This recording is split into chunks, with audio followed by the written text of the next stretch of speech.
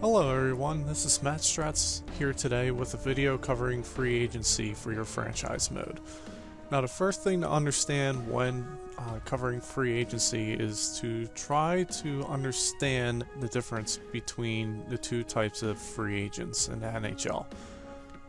Now let's go to our contracts and we'll get started. I hope you guys are ready because this video is going to be long. So bear with me and hopefully I can cover everything I want to in this video. So let's start with the unrestricted free agents. Unrestricted free agents are players whose contracts have previously expired with their teams, and they're pretty much free to sign with anybody and they have no restrictions. And they are free to sign even with the team that they previously played for. So those those UFA contracts that are stuff that you have to watch out for in the future, because a lot of them command a lot of years and a lot of salary, and it might start adding up, and you just got to watch out for those contracts. And then you got the second ones, which are RFAs. So RFAs are a little different than UFAs. RFAs are restricted free agents. Now, what makes them different is that restricted free agents are typically players who are 25 and under, have just expired their entry-level contract, and their rights stay with the team that they signed on with that entry-level contract. So, in this case, we're going to go with Brendan Leipzig, and so he's a restricted free agent. Now, what's special about these is that the team who signed him to this contract has his rights throughout the entire age of free agency. Now, they're allowed to negotiate up until a certain date, even during the season. I think it's usually around December, but now with COVID, that's probably out the window. Just look at the whole William Nylander situation, and that explains itself. But I'm allowed to try to sign him as much as I can. I can even go through free agency without signing him and sign him right before the league starts. So pretty much what you have to take away from RFAs is that you can leave them alone and wait until you have a better understanding about where your salary cap is going until you sign them. Or if you can't afford them and you want to keep their rights and wait for an offer sheet to see if it's even worth taking them off your hands, you can tender their contracts, which exposes them to possible offer sheets. Now, offer sheets are one of the most interesting things in the NHL. They don't happen often. Sebastian Aho on the Carolina Hurricanes last year had one from Montreal, in which when an offer sheet is given to a player, they can either reject it or they can accept it.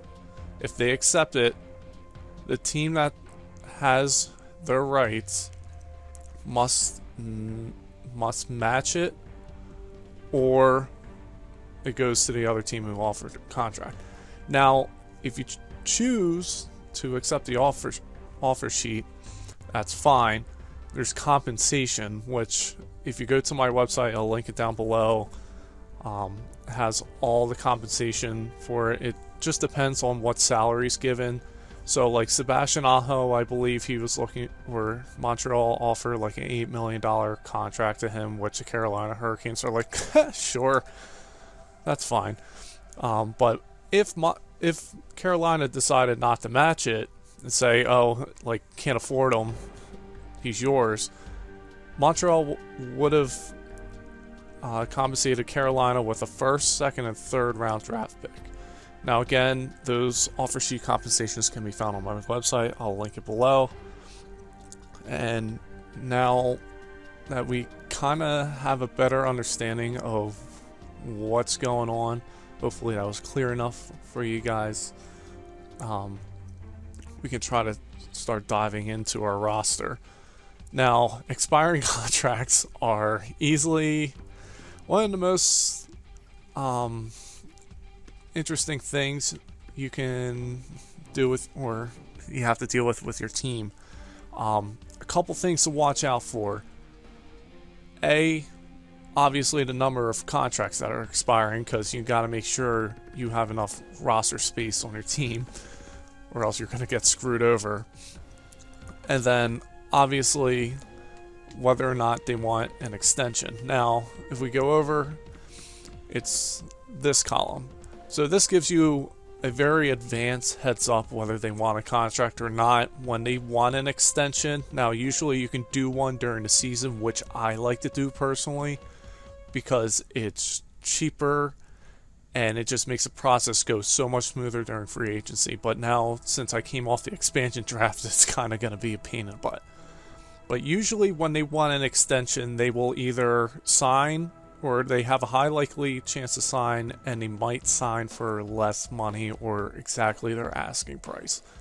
Which, as if they don't want an extension, your chances are you're going to be spending a lot more money than you would like, and it's kind of a pain in the butt.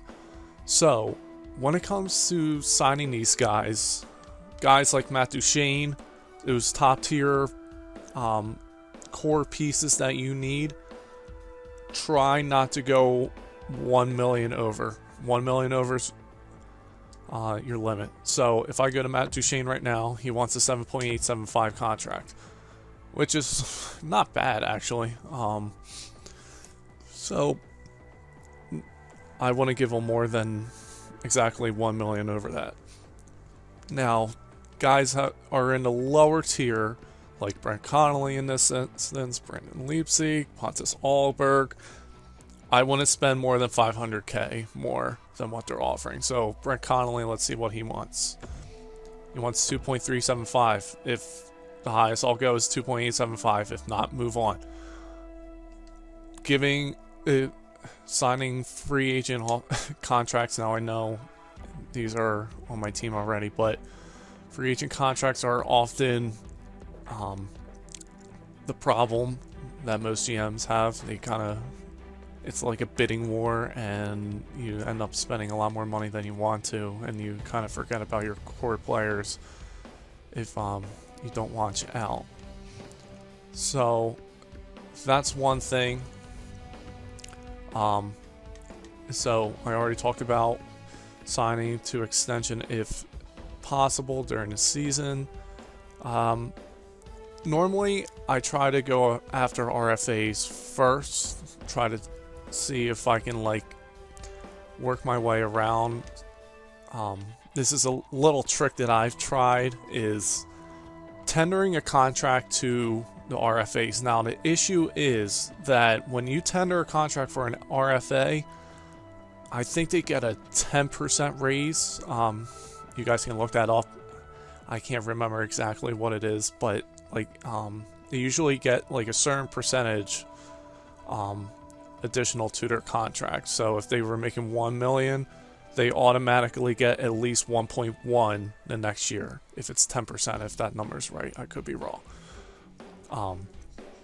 And then I sign my UFAs, and then anybody I don't think is good for my team, I'll trade them away for draft picks. Easiest way to address to get additional assets. So it's a neat little trick that I've come to try, and it's worked. I've had a situation where I signed Nicholas Backstrom, and it was a logjam of centers, and I was like, all right, I have this young guy coming up, I'll just trade him, and I ended up getting 2 firsts and a prospect. So that's the second thing. And then the third thing is, unfortunately, starting with way back in 17 and 18, somebody discovered a kind of a loophole in these games where if they were asking, for Matt Duchene, he's asking for 7.875. He came up with a system that if you offered 85% of their asking price, players would most likely sign it. So you would just take their salary offer and multiply it by 0.85, and boom, there's your golden number contract. Now with players like Matt Duchene, you'd be saving like at least $1 million every time, and it was great to manage your cap space. Now, as of late, that's kind of gone away. It was patched up, and now you barely can sign anybody like less than their asking price. It's really hard. It's rare that I've done it. Most of the time, I've had to either pay their asking price or a little higher. It's annoying as hell. But yeah, so if you can, RFAs first. Try to sign expiring contracts during the season if you can. It makes this phase so much easier. Now, negotiating is going to be a pain in the butt, and we're going to go start diving into this. So I like to go through my expiring contracts. As you can see, we've been staring at this for about 10 minutes now. So I got Matt Duchene, which I'm going to have to sign. I have no choice. He's a top line center. So let's go into there. He wants that. Now, this is going to be a problem around the age of 35. Now, I won't offer him this contract. The only thing that I would do is watch his overall very carefully. This first sign of decline, trade him away. You got to rip the Band-Aid off before it gets worse. Now, normally I don't like signing those contracts, but he's a good enough player, especially in a time where I'm kind of rebuilding and growing my team, where he'll be good up until maybe 32, and then he'll start declining, 33 maybe. Definitely by the age of 35 at the contract's end, he's going to be probably in the lower 80s, maybe 70s. That's the one thing I don't like about this game. This game really drives, or once they hit a certain age, they just drop like a fly. It's crazy.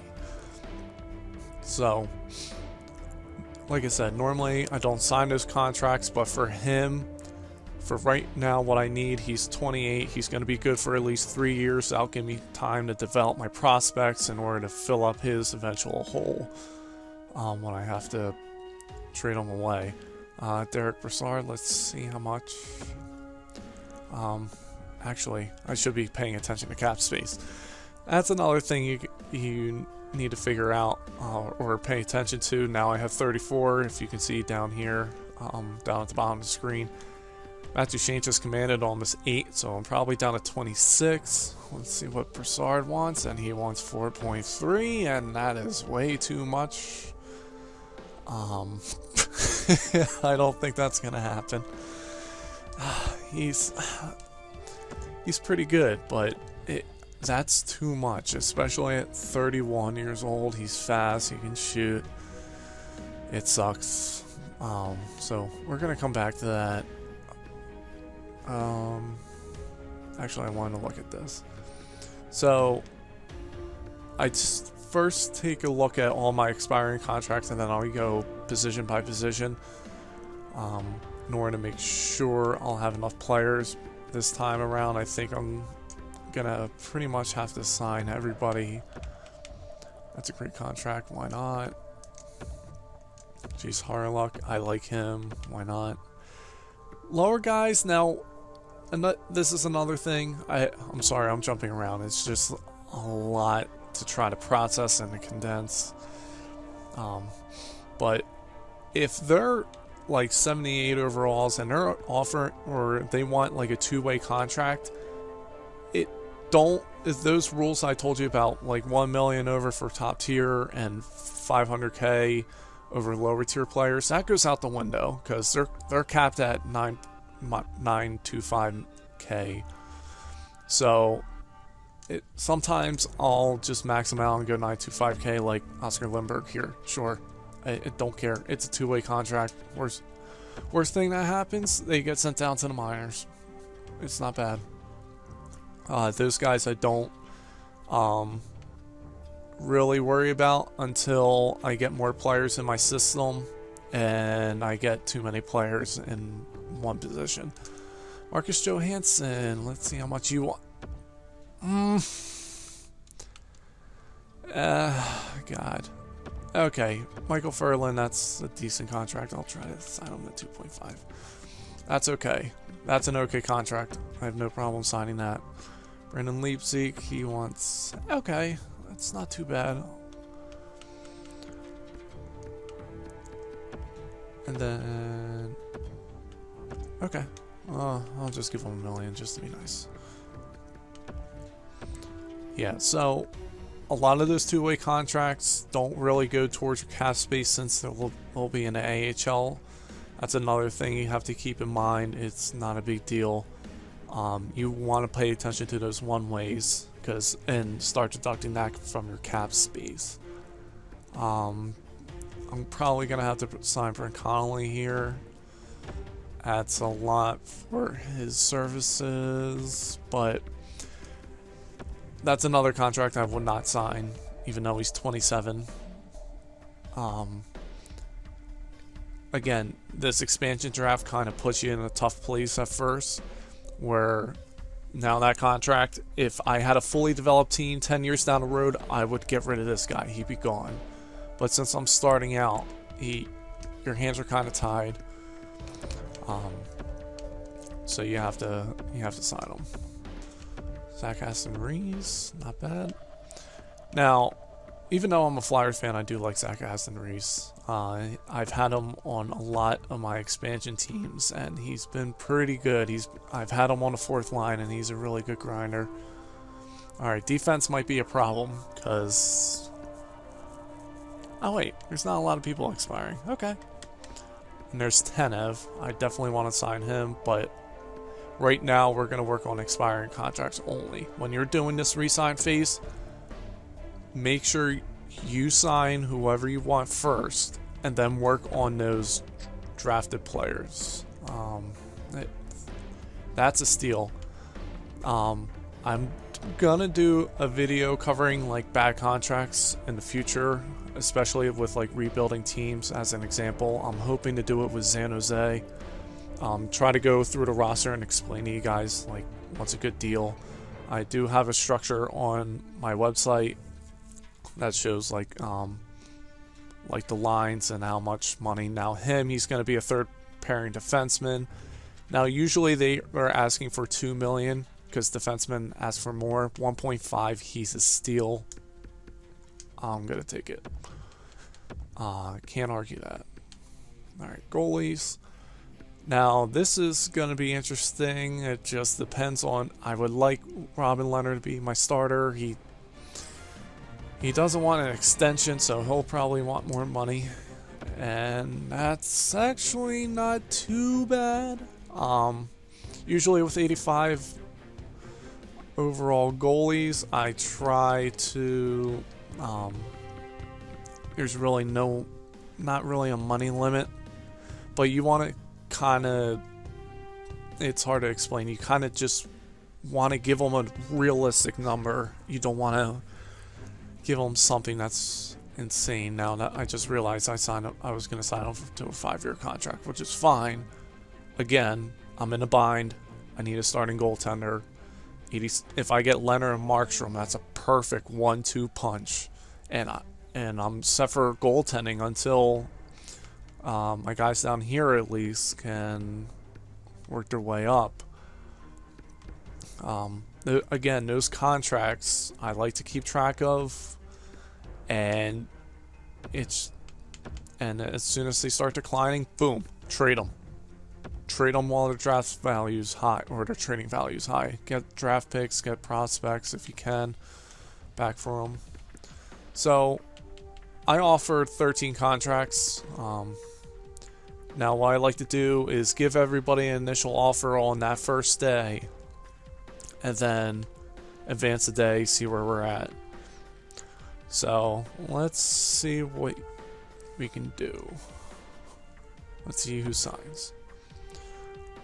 That's gonna be fun. Cool, we got Matt Duchene, Jason Dickinson, Chase Harlock. Wow, everybody's resigning. I'm really shocked. Except, okay, Robin Leonard. Okay. Usually, a lot more players reject my contract offers. Brent Connolly, I might just say take a hike. Again, where we're building now. I know this says it's a hopeful status, but honestly, I'm rebuilding this team from the ground up. I'm gonna save this because a lot of people sign, and that's great. I've had teams in the past where I'm not as lucky. I get a lot of rejections, and I really have to play around with the salary cap and let go of players that I don't want to let go. But it's kind of the fun of trying to juggle all these contracts. I really enjoy free agency. You do the most work as a general manager during this phase, and it's my favorite time because you get to make a lot of off-season moves, like all your drafting, who you get to re-sign, who you get to pick up in free agency before you start playing everything. Okay, so let's get back into our roster. We have 4 players, as you saw before, who still have expiring contracts, and then you have Robin Leonard. So we have $22 million in cap space, which is still a lot. I might sign Derek Brassard now. I know I'm going against what I said earlier, but this is one of those cases where I explained right in the beginning of the video where, okay, Derek Brassard's signing to a bad contract at 31 overall, or 31 years old, I'm sorry. Now, I don't like him, but if I see somebody who's same overall, a little younger, a little cheaper, I can flip him in a trade and just call it. I'll lowball him a little bit just to see if he'll sign. Honestly, it's a little trick that I like to do just to get assets. Oh man. So when it comes to bad contracts like this, one thing that I like to do is to try to lowball them a little bit, like try to ask like somewhat around their asking price, but just a little under. It helps save you money if they do sign, and it actually does increase the trade value a little bit. I have a feeling I'm probably gonna have to give him 2.75 at least, maybe 3, not sure. Brent Connolly, I guess I will give you 2.4. He's probably gonna be someone I'm gonna be flipping for a pick if I can, or trade him away. Robin Leonard, he's 86, so highest I'll go is probably 5 million if I can, 5.25 at most. He's a good goalie, he's a solid starter. If I can get him, that would be great. If not, it's fine, I'll have Jacob Markstrom. But okay. So he signed for a little less. Ferland's probably going to want 3. Brassard's, I don't know how much he's going to want. Robin Leonard, great. Jeez. And here comes the struggling contracts part of it.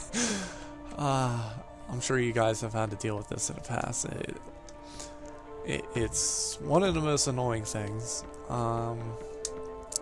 Again, now I got a lot of cap space. What I might try to do here is just sign them at least to a contract, and once free agency hits, trade them.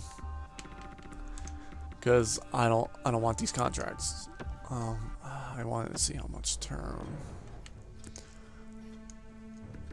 One thing to look out for, you know what, I'll save that for later, because I'll give them 2.5. Let's see what happens. when we're I had a thought, but I'm gonna save it for when we're actually signing free agents. Let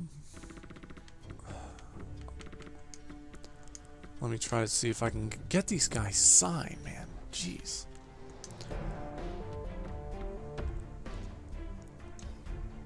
There we go. Okay.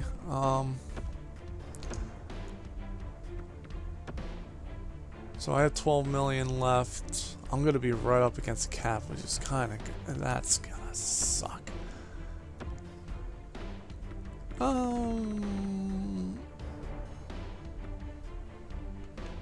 Let's just no. Ah, jeez. I did not mean to click. Damn it. Okay. So if these guys don't sign these offers, I'm gonna let them go because I need to sign my young guys. I do want to sign entry. Okay, they're signed. That's fine. So now I'm gonna go back, look at my draft picks. Now that I don't have any free agents, see who I can sign to entry-level contracts. Definitely Tanev, because why not? And yeah, so that's it. I'm stacked for goaltending. I don't have to go out on free agency and get them. During free agency, I definitely have to pick up some depth defensemen. I have 4, 7, 8, 9, 10. Okay, so I need about 4 more defensemen. Right wingers. This is also something I like to do. Once I'm done free agency, before I go start signing everybody under the sun, I try to make sure I stick to that guideline that I told you guys back in the expansion draft in the video before, saying you need 10 centers, 10 left wingers, 10 10 right wingers, 14 defensemen, and 6 goalies. I have 5 goalies right now, which is fine. I kind of want to save on a back end for now. Wait and see what happens. So, like, I'm really depleted here. Now, I'm not gonna go through an entire video showing you guys who I sign. I want to just pick up centerpieces. And I'll show you guys that at least. So, now the re-signing phase is done. That was kind of the easiest, hardest part. So, now we get into sort of what I like to call the danger zone and free agent frenzy, which you really gotta watch out for who you want to sign. Proposed location already, Jesus. So I'm a contender status, but that's probably gonna go around. I'm probably gonna do some trading down the line, but let's see who's available. So I have a top line center. I need a left winger, Artemi Panarin, which would be perfect, but I have $6 million in cap space, so I'm probably gonna end up trading Derek Brassard. And what's his face? Exactly, I forget. Braden Point, that's an RFA. I am not doing a offer sheet. He wants $8 million. I would cough up the first, second, and third, and I don't like doing that. I never ever do offer sheets just because I don't like giving up draft picks. It's just a thing of mine that I've never liked to do. I like to absorb or hold on to my draft picks and trade them only if necessary. Bobrovsky, have fun with that contract. Florida's already having fun with that one. I don't know what's going on with him.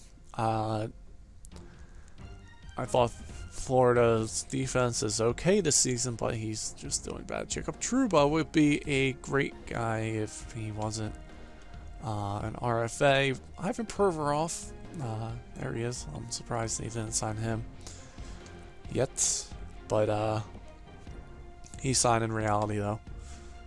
Yeah, this is coming the day after the Flyers secured a top seed in the round robin over Tampa Bay, and I'm just beyond impressed with them right now. I don't know how they're in this spot.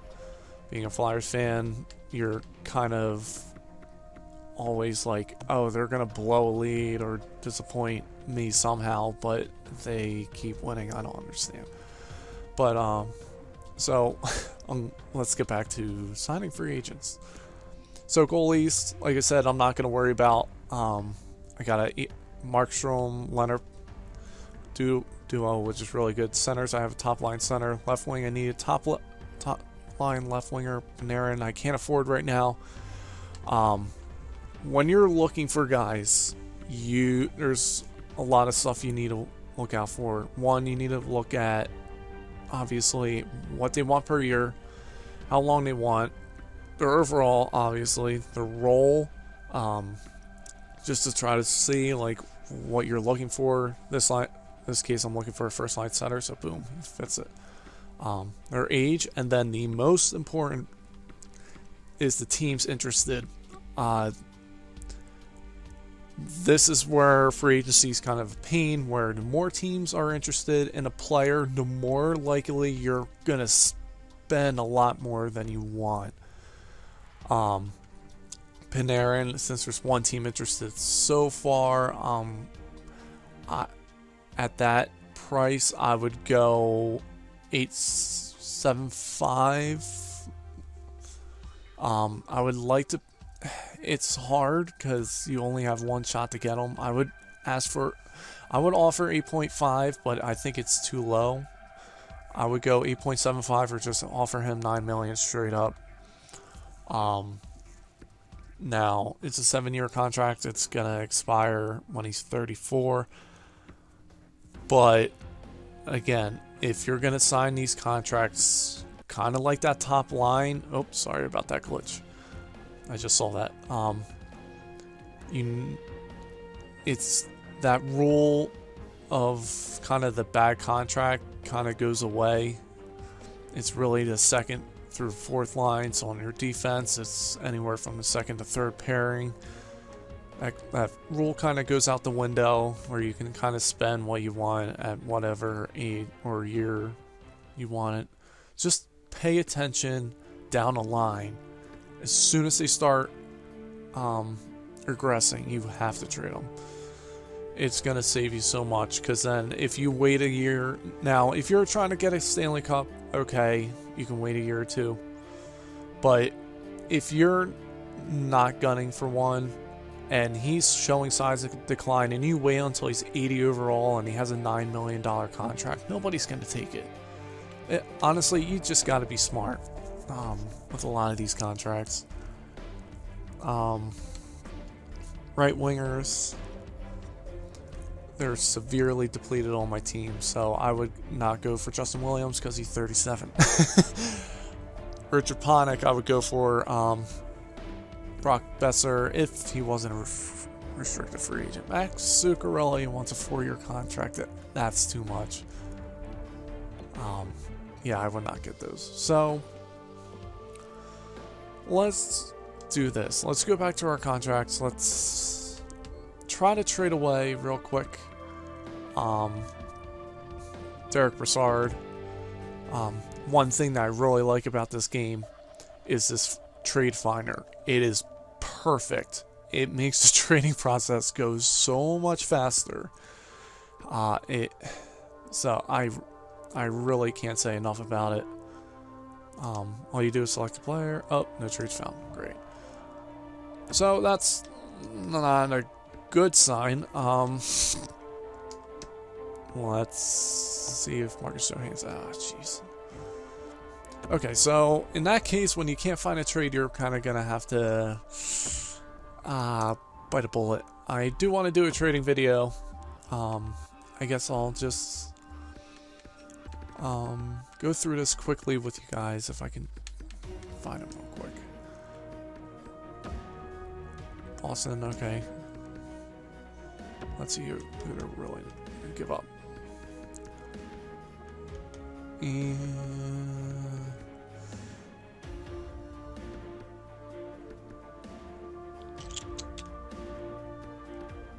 crap. Okay. And of course they're over the salary cap, so I do have to pick somebody here. Yeah, so that's not gonna happen.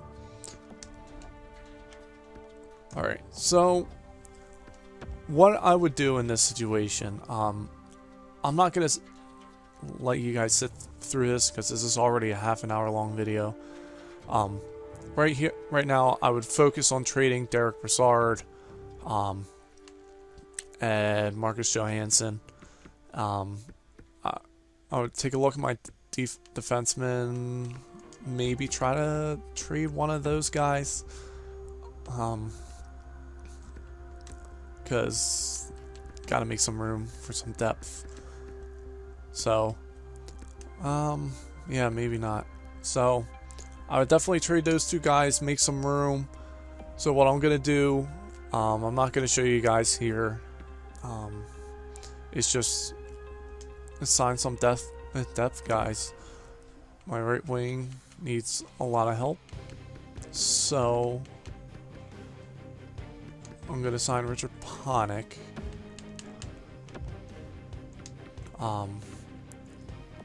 Couple things that you want to look for when you're doing free agency: wingers. I like speed. I like to shoot. I do like to check. But with my forwards, it's I don't really worry about that. I just worry about if they can shoot and if they're fast enough. In this case, Richard Panik is perfect for those two. When you're looking at a center, face-offs, always look at. So I go skating, I go shooting, see if they can skate and shoot, and then I look at their face-offs. And yeah, so I'm going to try to sign Richard Panik because he fits the bill. I'm going to offer him 2.75 because I think that's a decent... Well, I don't really think it's a decent offer, but it's one of those things that you're going to have to bite the bullet on for some depth pieces. Because, yeah. Because the expansion draft, I love going through it, building your team from scratch, but it kind of kills you in free agency for the first 3-4 years until you get your contract situation sorted out.